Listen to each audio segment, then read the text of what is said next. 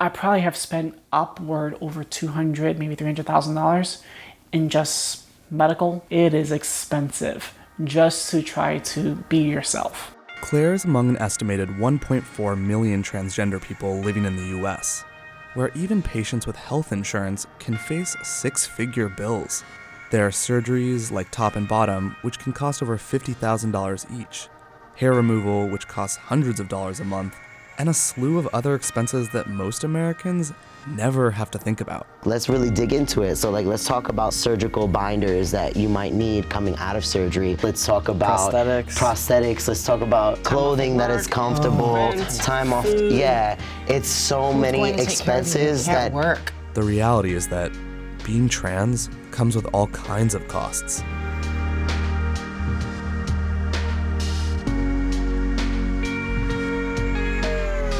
If you're trans, your gender identity doesn't match your gender recorded at birth.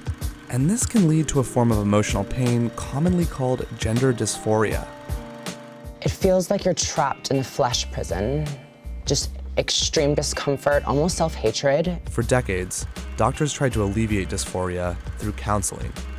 But it was an abysmal failure. We have suicide attempt rates of 40% among transgender people, and so we know that that's a failed strategy. And that left doctors with two strategies. Changing the brain to match the rest of the body, or changing the body to match the brain. And when you think about it, it becomes pretty clear that the mucking around in your brain is going to be the more invasive thing. So people like Garnet, Lex, Claire, and Emmett opt for strategy 2. Changing their bodies to match their brains. This process is complicated, long, and sometimes painful, but for many trans people, it works. Being able to transition literally saved my life. My worst day, me now, as transitioning, is better than my best day I ever had in my old life. When I presented male, I'm able to walk out this door and just be able to exist without fear, without compromise. But that doesn't mean everyone can afford these procedures. And it becomes this to the point where you can drown in debt from it. How much you pay for healthcare largely comes down to insurance, whether you have it and what it covers. An estimated 14% of trans folks are uninsured. And for them, a single gender-affirming surgery like vaginoplasty can cost over $50,000. But even if you do have insurance, you might still have to pay for care out of pocket.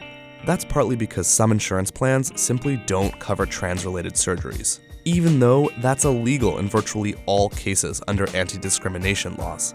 But there's another reason, and it's that many insurers don't consider certain procedures like facial feminization or breast augmentation, quote, medically necessary. They call them cosmetic instead. And cosmetic tends to be code for out of pocket, which is partly why people like Claire end up having to empty their savings. They just came down with a hard no. It is cosmetic. That was in 2019, when Claire tried to get insurance to cover a scheduled breast augmentation.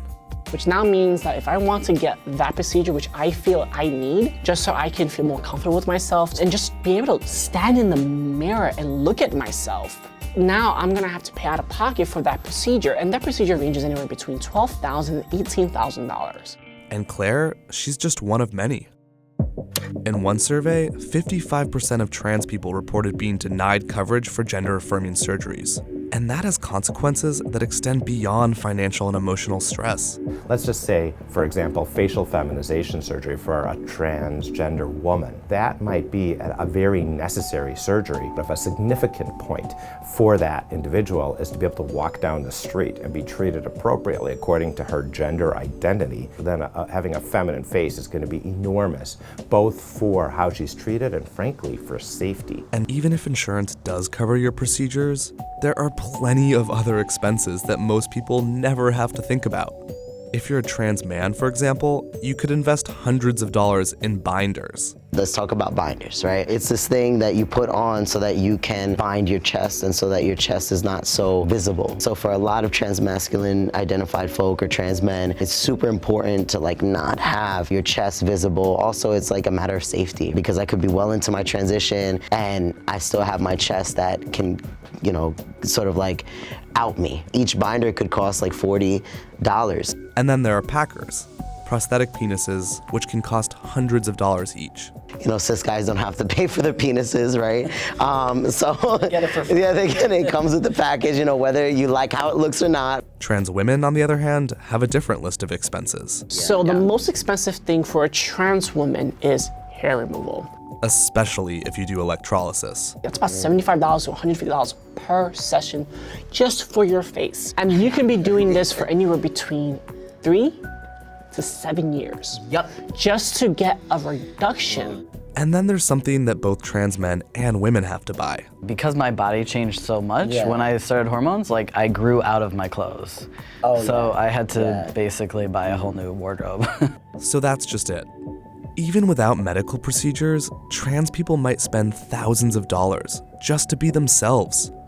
And unfortunately, many of them don't have that kind of money to spend. The unemployment rate in the trans community is about 3 times higher than the national average. Plus, nearly a third of all trans people, including Lex, report being homeless at some point in their lives. And the Trump administration may be making these issues worse. In 2017, Trump announced a ban on trans troops serving in the military, which is, of course, a form of employment. And in 2019, the administration wrote new rules that will make it easier for healthcare providers to deny treatment for trans people, if it violates their religious or moral beliefs. But that's not to say the US hasn't made any progress. In 2002, for example, 0% of Fortune 500 companies offered trans-inclusive healthcare coverage, while today, nearly 2/3 of them do. And a number of states like New Hampshire have enacted various pro-trans laws. But no matter how the US continues to change, for better or worse, there's at least one thing that seems to always stay the same. And that's the unshakable resilience of the trans community. Trans people are beautiful. Trans people are resilient. We've existed for a long time. We're gonna keep on existing. That's what we do. Oh my God, hugs. Wait. So this was awesome.